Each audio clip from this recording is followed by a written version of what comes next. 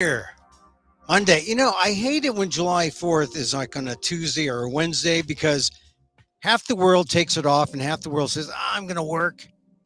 It's Monday, the holiday's the 4th. And then a lot of people just say, oh, what the hell? I'm just going to skip it, right? Anyway, so we're here. How are you? It's July 3rd, and a lot's happening. A lot of people, I mean, before we celebrate the 247th birthday of America, I guess, people want to make sure they get their licks in because people are still, rightfully so, upset by the 6-3 conservative court that we now find ourselves with. Here we are in, you know, we're in this, we're celebrating America's birthday, right? And I know you just want to like forget about it, fire up the grill, but think about what's really happening to the country as it moves toward becoming a majority minority nation, right? You celebrate the 247th, but it's just hard to do so as you look back to last week and you see what the black robes of the high court have done, charring away at our rights right under our very eyes. I mean, this is, I mean, you look at what they did last week. The U.S. Supreme Court showed how far it will go to protect a dwindling white majority in the final three rulings, right? I called it the grand finale, right? The boom, boom, boom of this term of the Supreme Court. And, you know, it announced last week, the Supreme Court, SCOTUS, aka SCOTUS, announced that law works especially well for you if you are straight, rich, and white. I mean, that's kind of it, huh? You want a website for a gay wedding? Uh, no business open to the public has to do one for you. I mean, it can now legally discriminate and exclude you. That doesn't sound very American. And because it's a matter of free speech now, the First Amendment, this program is open to the public, but also it's a First Amendment enterprise of mine. And I'm sorry if, you know, if you're a discriminating homophobe, you may not be allowed. I mean, I'll allow you to listen to maybe proselytize you, but free speech right here. You know, please don't offend my free speech right. But can you imagine, though? You're open to the public, right? Public accommodations by law. That was the law. The Colorado law said you had to serve everyone. And this website designer said, no. And no one had sued her yet, or no one had asked her. She was just doing a peremptory challenge, a preemptive strike against people who might don't ask for a gay wedding website. I might go apoplectic. See how crazy that whole case was? And yet it was done to be that another homophobic step in our country that is just appalling. I mean, really, just not American. All right, then you got the student loan debt. You need help with your student loan debt? Sorry, you have to pay up. Unless you're a bank that passes out bad mortgages, you know, by the dozens, by the hundreds, and you're making money hand over fist until you're not anymore, and then you're in trouble. Hey, they get a bailout. But unless you're a bank, sorry, you don't get a bailout. You student loan debtors, you. Oh, the moral pulchritude of it all. I mean, that was one of the arguments. Oh, we have to bail out individuals with student loan debt. The diminished moral capacity of our country. I can't stand it. Right. I mean, it's total BS, right? Passing out bad mortgages. Well, line up. you can get your bailout. The feds are there for you, but not for you, Mr. and Mrs. Main Street. Because a lot of people, not just students, are in trouble with bad student loan debt, or not necessarily bad, but just student loan debt. Parents, were forced to take loans for their kids in some cases. Supreme Court said, no, you got to pay your debt. Now, and then the third case, of course, in the boom, boom, boom of last week, a hand up for being the first in your barcada, the first in your neighborhood qualified to go to an Ivy League school, maybe the first in your family. The laws that might have helped you last week no longer apply. And don't tell us what color you are. The court is indifferent to race. The court doesn't see race. No one's to see race. Put on your blindfolds, everyone. No one sees race. As I said, justice got a little harder to achieve if you aren't white, straight, and rich. That's a takeaway. I mean, if you want to get the takeaway of last week, that's it. Justice for all, no, justice for the white, straight, and rich. Now, what about all the rest of us? Well, now we got to figure out what to do, right? And look at the court. We're talking about this 6-3 conservative court that was, I mean, it configures with different issues, but those last three issues, it was 6-3, ideological right down the line. And with all the news that court has been making on its lack of ethics, the unpopular court has proven to all to be more venal, more human, and more political at its core than it's ever been. I mean, ideally, you see the court as this dispassionate body, right? They got jobs for life. They're tenured for life. And they're supposed to rule based on legal scholarship and a healthy respect for precedent, right? I mean, their job is essentially already done because all the great jurisprudence that was before them, they could say, oh yeah, in this law and that law and this law, here's the precedent. They just have to say, yeah, we're scholars, we're above it, we can be arbiters. But what have they done? With last week, they showed that they're just right there in the swamp with everything else in D.C. A swampy SCOTUS forged by politics and bias. And if you don't vote, it's the court we deserve. Right? I mean, let's face it. You want a better SCOTUS? No legal education is necessary. Just go out there, register, and vote. That's it. You want a better SCOTUS? You got to vote. Because after 50 years of moving toward a more just society, we find ourselves now with a 6-3 rollback court. And in many ways, it's like we're starting over. And there's so much more now to overcome. So I didn't have a really great weekend. I had a kind of comatose weekend after last week, just trying to figure out what happened. I've been thinking about what happened to us. I don't really,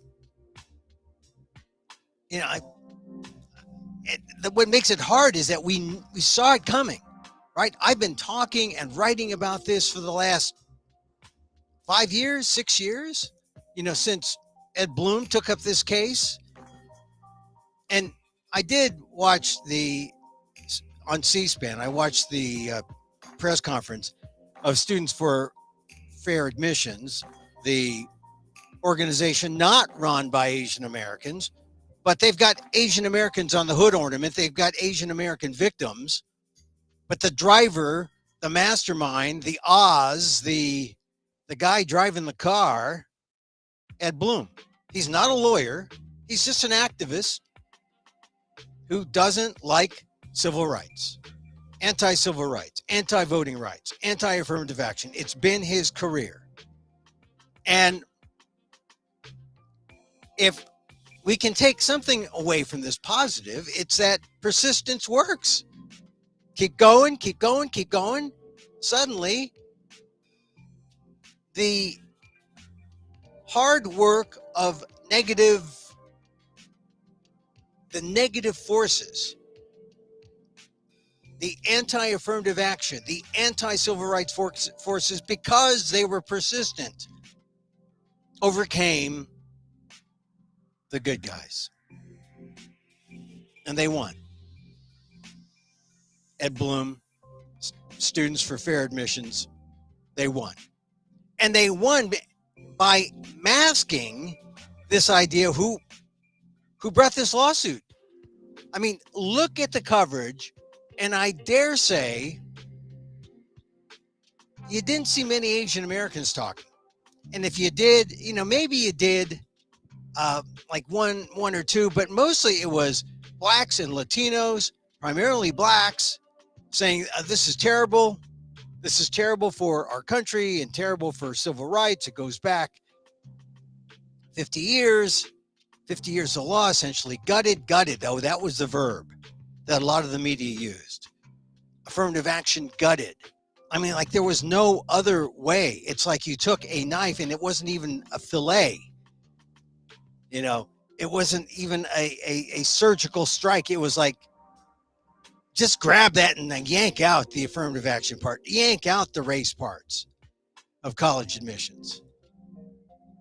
Oh, but they did it in an easy way. They put they could have race a blindfold on everybody. But yeah, I watched that Students for Fair Admissions press conference with Ed Blum. Ed Blum taking his victory lap. He's been discussed before. Friends of mine said, Emil, why is this Ed Blum talking for Asian Americans? I mean, don't you know about Ed Blum? And of course I know about Ed Blum. I've known about Ed Blum since 2000. Since, the Fisher versus University of Texas case. But I knew him during Grutter in Michigan. And before that, I knew Ward Connolly in California. I wrote columns about Ward Connolly and his two different efforts. First, the one he won with the Civil Rights Initiative, which became Prop 209, which ended affirmative action in the 90s in California. But he came back in 2002 and he said, I want to do a race privacy initiative where you don't have to tell people your race. You don't have to check a box. I mean, that was the whole thing. And wouldn't you know, Ed Blum brought that up again in his press conference. He says, now you don't have to check a box. Like that was so repulsive. Here's the thing about if you are so repulsed about checking a box, here's why checking a box is important. Because then they'll know how many times a different race is impacted by certain things. I mean, I realized this once when I was stopped for speeding. I got a ticket. And they wanted to know race because they wanted to make sure that Asian Americans, Black or Hispanics weren't being penalized more just for driving while Asian or driving while Black or driving while Hispanic. On a more specific Asian kind of thing, one of the things that when you check out a box at a doctor's office, it's so they know, are you getting the care you need? Are you being serviced? So I am not like so adamantly against checking out the box, but apparently people still are. So Ward Connolly lost on the Race Privacy Initiative in 2000 in California, although he won in the 90s with his other thing that ended up being Prop 209 that banished affirmative action. And now it's like 23 years later, here's Ed Blum on C-SPAN saying, now you don't have to check out a box. Now it's the race privacy thing Although Ed Blum did talk about colorblind because that was a thing from Ward Connerly in California in the 90s and 2000. The colorblind. That's what we are. We are the colorblind. I hate this idea about we are the colorblind because all being colorblind assures is that we stay ignorant and invisible. That's all it means. And that's why I wrote in my column today in the Inquirer.net, INQUIRER.net, Philippine American media for the Philippine diaspora. Also wrote it on my ALDEF blog, aaldef.org/blog, a version there. You got to talk about race. I've always been talking about race because to not talk about it is to be invisible. And now I'm up in the volume. The Supreme Court made me do it. They may want everyone to wear blindfolds, but they're not passing out earplugs. So we're talking about it. We're going to talk about race. And that, as I pointed out in my column, is the antidote. That is the secret. Well, it's the loophole that Judge Roberts left us. You know, first of all, as I point out in my column, as Neil Katyal pointed out in an interview with MSNBC, you know, Harvard's a private entity. You know, it's not like a state actor. It can't be in violation of the Constitution. It may be in violation of maybe Title VI, which is a statute totally different, in which case go after Title VI violation and penalize Harvard, but don't bring down the entire system of race-based admissions, which is what they did. Because it's a bigger deal to say, oh, it's in violation of the Constitution. We can't let it live anywhere, any place in America, which is poppycock. But Judge Roberts did, after he banished the use of race, in his opinion, Judge Roberts did say, okay, but in no way assume that this means you can't talk about it in an essay. And I think the problem is he realized that he was coming up to a First Amendment, he was aggravating a First Amendment claim. That if he said, oh, you can't even talk about race, we're talking about the possibility of race censorship. Then we'd get all these applications and the applications would be redacted. It'd be just like getting a FOIA request from the government with all black marks. And, you know, how the heck are you going to admit someone with a redacted application? So the thing that Roberts did was allow for essays, which, hey, that's the opening. We got to take it. We got to take that opening.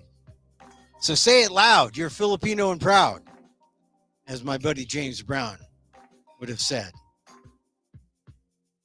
So there are ways to try to beat this thing. A new way that's come up, I'll talk about in a second. A new case has been filed to go after legacy admissions because they've banished, race, the use of race, but they didn't take away white affirmative action.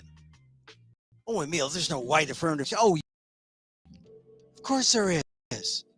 Jared Kushner's dad gives to Harvard. He's not even an alum. He went to NYU. Charles Kushner. But Jared Kushner, well, he wanted to go to Harvard, so, dad gives $2 million, okay. Jared Kushner gets in. Jared Kushner. Trump in-law. So you got donors, high donors, mostly white, not all. Elaine Chao, her family, gives big to Harvard. I'm sure that has some kind of impact on if you're a relative of Elaine Chao. So Asians do benefit there. It's a class thing. But legacy admissions also include athletes, also include, or white affirmative action also includes athletes, and it includes just the legacy, my dad, your grandfather, my aunt, that kind of thing. The generational DNA of Harvard.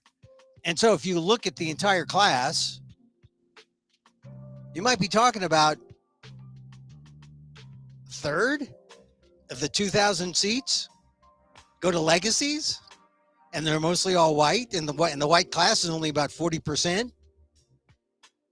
Oh, it's hard for a white kid to get into Harvard.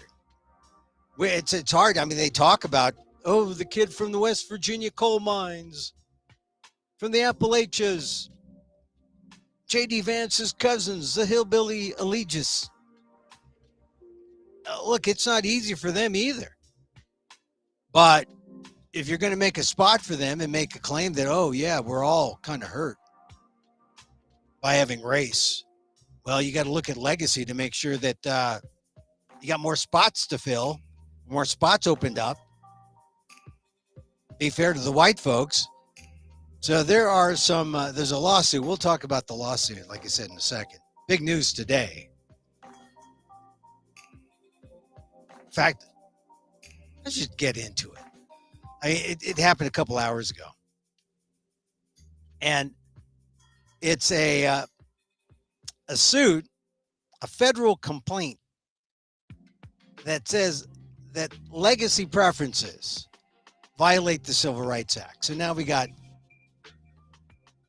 it's a complaint specifically against Harvard. It's a 30-page complaint. Haven't been able to go through it. Filed by the Lawyers for Civil Rights before the U.S. Department of Education Office for Civil Rights. It says that Harvard's consideration of legacy preferences violates federal law. See, and if this is the case, then they should, Harvard should get penalized for that, and things should change. But there's no reason to say, it's unconstitutional. Therefore, just getting rid of all, gutting affirmative action. That's what the court could have done. But the court is so hell-bent on getting rid of affirmative action that they just didn't like the smell of any of it. They said, get rid of it. You can't say race. Like, race is the most odious thing in the admission. It's not. There are these other things like white privilege. White privilege is an odious thing. And this is what we're talking about when we talk about legacy. The complaint says, in other words, Harvard admits predominantly white students using donor and legacy preferences, and as a direct result, excludes non-white applicants. As a recipient of federal funds, is required to follow the Title VI of the Civil Rights Act of 1964, which prohibits discrimination on the basis of race, color, and national origin. See, this is what Neil Katyal was talking about. Maybe there was a Title VI offense by Harvard because it receives federal funds. And then you can bash Harvard and Harvard alone, keep the infrastructure of affirmative action intact in admissions. But that's not what they did. What the court wanted to do was they wanted to take it all down and say, hey, this is unconstitutional. And as Katyal pointed out, as I said in my column, he said this in his interview on NBC, he said, hey, you can't have a violation of the Constitution if you're talking about a non-state actor. You're talking about a private institution. Can't be in violation of the Constitution. So maybe that's the kind of stuff that only law professors argue, but it's a significant point for the Supreme Court then to ignore that distinction and then to make that overreach and say, that's it, we're gutting affirmative action. Here's your blindfold. So the lawyers, now here's what's interesting. The lawyers for civil rights filed the complaint on behalf of the Chica Project, the African Community Economic Development of New England, and the Greater Boston Latino Network. It did not include Asian Americans.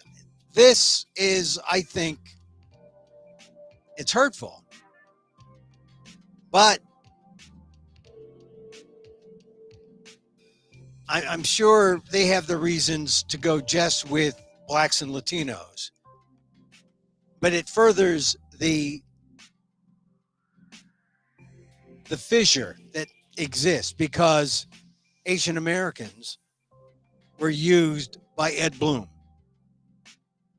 creating a division that didn't have to be there because many more Asian Americans support affirmative action. That is a fact. The majority of Asian Americans support affirmative action. Don't think that last week was a win for Asian. It was a win for some Asian Americans. The Asian Americans short-sighted, looking at short-term gain, not really understanding the big picture of this, how they were used to be the hood ornament for Ed Blum's lawsuit. SFFA. Who founded it? Who is the president? Who runs it? An Asian American? No. Ed Blum. Anti-affirmative action, anti-civil rights, anti-voting rights activist. It was his victory lap using Asians. And the Asian Americans who were used, shame on you. Shame on you. I mean, you look at it, they got theirs,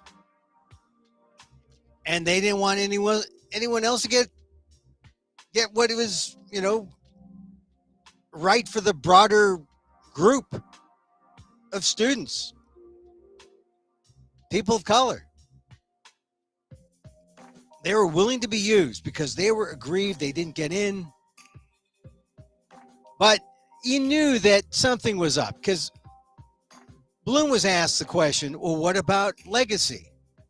And Blum said, I'm not a lawyer, but I understand that you can't sue on the basis of legacy.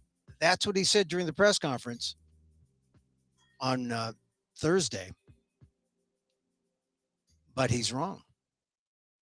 So the lawyers of civil rights are moving on behalf of the African Americans and the Chica Project and the Boston Latino Network. The complaint outlines 6 requests asking the Department of Education to investigate Harvard's admissions policies.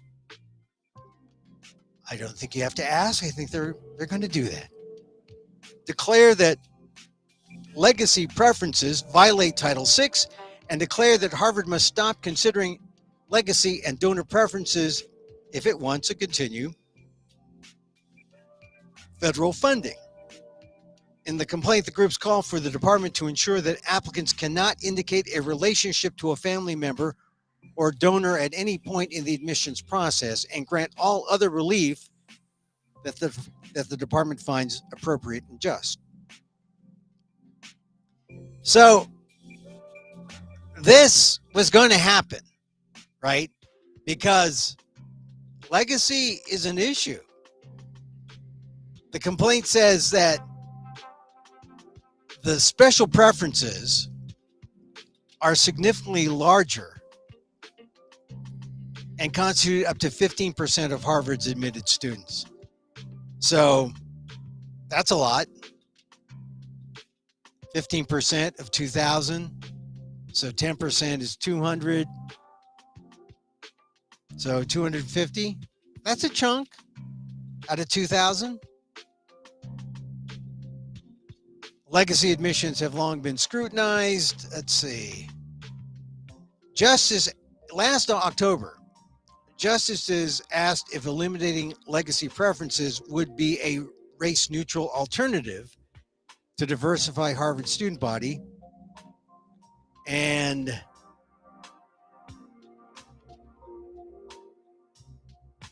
but they didn't change anything. But interestingly enough, that in recent years, other schools like Johns Hopkins, Amherst, notice I said it correctly, Amherst, silent H, and MIT, they do not consider legacy in the admissions process. So who knows where this is going to go? But clearly, it's not over. We just see this is going to be litigated forever. And I for as long as I've have lived with this specter of affirmative action. And I'll tell you, when it went down last week, I admit to feeling guilty. I admit to thinking, is there something I could have done to save affirmative action 50 years ago? Yeah, I mean, I might have. I mean, consider this. I was at Harvard at the same time that Judge John Roberts was there. Oh, he wasn't a judge. He was just a white preppy kid from Illinois. But that part of affirmative action isn't just, you let someone in like me to take what he can while he can. It's not like smash and grab. It's like we're there to share. There's a give and take. And maybe I wasn't giving or taking. I mean, it's a two-way street, right? They let you in, but it's as much for me being with them as it is for them being with me. Oh, yeah, I know about those Filipinos now. Yeah, there was a kid, Emil. I mean, sometimes if our paths had crossed and he saw the value of diversity, if he saw that we could coexist in that community and that maybe he could learn something, a little empathy, something, maybe that would have been helpful later when he became a Supreme Court justice and had to rule on affirmative action and say, hey, there was this kid I met. I sat next to him in the freshman union. I sat next to him in one of the, I'm just saying. I mean, the fact that these people were subjected to some of what could be construed as affirmative action just by virtue of being in the school. It shows that maybe we didn't get it right the first time. Maybe because, I mean, at some point it was just like, hey, get in and do your own thing. No one really was saying anything about what this grand experiment was all about. But it really was just, hey, this is life. We're being exposed to each other so that we could be properly inoculated when we get out into the real world. So when the decision came down, I was sorely disappointed when Roberts was the lead and just unequivocally said, hey, race, can't use race. But as I said, he did save the notion of the essay as that one loophole, as that one way that people could say something about their race. And we're going to do it. We're going to say something about race. We're going to do it. I mean, if you're applying to college, do it. It works. It worked for me 50 years ago. It's going to work again today. It's going to be the only way to work race in there. And don't feel stigmatized or don't feel bad that they're trying to stigmatize race by saying, oh, you shouldn't talk about. No, you should talk about race. We're not going to deny the impact of race in our lives. All right, so we'll talk more about affirmative action as the days go on. I mean, it's not going to go away. It's not going to go away. I do want to mention one thing before I go for today. I started going to the movies again. I said, well, I'll pick a movie where there's going to be no one there. And there was no one there. I mean, like a handful. It wasn't like a full theater, but I went to see Past Lives. If you haven't seen Past Lives yet, and you want to understand the Asian American experience, you could do far worse. I mean, the thing about Past Lives, it's funny in that kind of subtle, real life, authentic way. And it speaks to what happens when you're a 1.5. You know, you're a kid who comes from Korea, South Korea, because your parents are gung-ho ambitious and you're gung-ho ambitious with them. And it talks about how their lives and your life evolve in America and how you become an American and how you're not quite American. It's a complex feeling, but if you want to understand how Asian Americans feel, and I say this even though I'm not a 1.5. I mean, my thing is, I'm really a 2. My father's the 1. He comes here as a colonized American. I'm a 2. I should be treated as an American. Was I treated as an American? No, I was treated like a 1. Like, hey, I'm not the immigrant. Hey, I'm not the immigrant. So I'm kind of like a 1. So I relate to the Korean Americans. I relate to the 1.5 Korean Americans. Anyway, Past Lives. See it before it leaves your neighborhood theater because it's not the same. I don't think it's the same if you see it on, you know, your big screen or you see it at home. It's a big issue. Support the filmmaker. It's an A24 production, or they're putting it out, they're distributing it,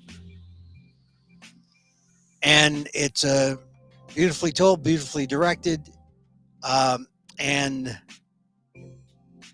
you'll learn about the concept of Inyun, which is this idea that we have all been part of each other's lives. I mean, if you connect with somebody, it's because of a connection made in a past life that comes forward. Isn't that weird? But so it's about this young South Korean girl and a friend she had in grade school and how they kept up this relationship. She comes to New York. He doesn't come to New York. She is married and they meet again. It's a love story, but not that tawdry, sexy love story that you might come to expect in the movies. It actually is it's a thoughtful Asian American kind of movie. I loved it. Past Lives. And then I came home and I watched, I hadn't seen Warrior. And I wish I had, because I had the opportunity to meet Perry, one of the stars, at the Aldef dinner this past spring. But he had too many people around him. I couldn't get to him. And I hadn't seen Warrior. Well, now I've seen at least episode 1 of Warrior. Ooh. Hot, nasty, sexy, artfully vulgar. But I only saw the first part 1 of the first season. I haven't seen 2 or 3. Part 2 or 3. There's like 20 episodes I haven't seen. So maybe it got better, maybe it got worse. But it's an historical story, or a story based on history with a lot of good fighting, and it's got all the martial arts you want and naked boys and girls of all kinds. And I guess this is the modern Asian American take, or the modern Asian American story. Although my feeling was I can do with maybe 50% fewer Asian slurs. And that'll be a subject of something I'll write in the Aldef blog. I'm not conservative, you know that. I'm not ultra sensitive. You know that. But I'm trying to figure out the impact. If it plays to the white races who love to hear that language, or if it offends all the good people who just would rather not hear those words mentioned. Now, I'm kind of a free speech absolutist on that, especially for art, so I don't want to censor, but man. All right, so that's it for today. Hey, look, thank you for tuning in. We're here Monday through Friday around 2 o'clock Pacific time for like 30 minutes or so, 45 minutes. We have no commercials. It's just Emil talking about stuff, about race. You know we're going to talk about race now. I mean, if we were going to like lay back, not anymore. It's just race. We're going to talk about race. Before I leave, hey, Exit Theater. Saturday, August 12th, 7 p.m. Thursday, the 17th, 8:30 p.m. And Saturday, the 19th at 1 p.m. 3 times, I'm doing my show, Emil, Amok, Lost NPR host. If you didn't see it in New York, well, here's the San Francisco version at 277 Taylor Street, the Exit Theater, the San Francisco Fringe Festival, August 13th, 7 p.m., the 17th at 8:30, and Saturday, the 19th at 1 p.m. Tickets are cheap. They're cheap. You're not going to get busted buying out the house for Emil Amok, Lost NPR host. So it would be a nice gesture if you did, and then we could pass out tickets to the homeless or to your friends. Saturday, August 12th, 7 p.m., Thursday, the 17th, 8:30 p.m., and Saturday, the 19th at 1 p.m. Exit Theater, 277 Taylor Street, San Francisco. Emil Amok, Lost NPR host, my one-man show coming to the San Francisco Fringe Festival. All right. You know, I like to meditate, and I didn't pull out a Marianne Williamson meditation today, but I should. And I point this out because she's kind of like the antidote to the religious right. She's kind of the spiritual left. And if you find yourself looking for some kind of, spiritual base in which to put yourself and to sort of have your politics revolve around feeling of love rather than greed, avarice, and aggression, we could do far worse than having Marianne Williamson. I mean, I don't know if she's running for president. I don't know if she could do that job. But we could do far worse if we came from an idea of peace and love. Maybe make her a spiritual advisor or something. I just think that whenever I read her, she's on Substack, Transform with Marianne Williamson, I always feel a little better about things. So we like to meditate. Maybe tomorrow I'll come back and have a Marianne meditation. But I always fall back on Meta, METTA, not Facebook, where Zuckerberg's going to fight Elon Musk. Meta, the loving kindness meditation. where the more you give out, then it comes back, the self-love. And so, as I wish for me, I wish for you. May you be safe. May you be happy. May you be healthy. And may you live with ease. Happy 4th, everyone. Grab yourself a vegan hot dog, wave it around, get out your flags and pretend like you're going to put it on like a race blindfold and then wave it wildly. Till next time. Mahal